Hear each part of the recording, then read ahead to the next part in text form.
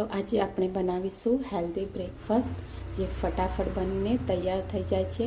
તો એના માટે આપણે બધી સબ્જીને રફલી ચોપ કરી દઈશું। ને મેં કટ કરી દીધી છે। કોબીજને પણ સારી રીતે ધોઈ અને સાફ કરી દીધી છે।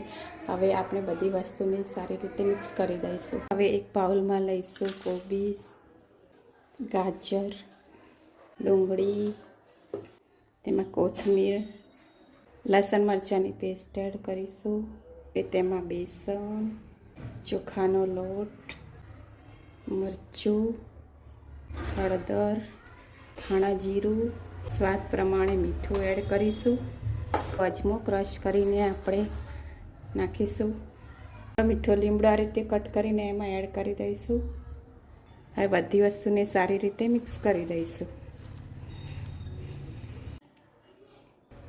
હવે આપણે ગેસ ઓન કરી આ રીતે એક પેનમાં થોડું તેલ એડ કરીશું।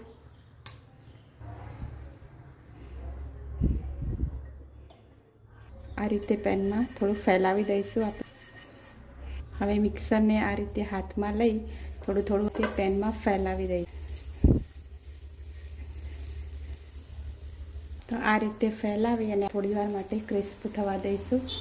પછીમાં થોડું તેલ એડ કરીશું। પછી પલટી દઈશું। જોઈ શકો છો આપણો નાસ્તો કેટલો ક્રિસ્પી બનીને તૈયાર થઈ ગયો છે।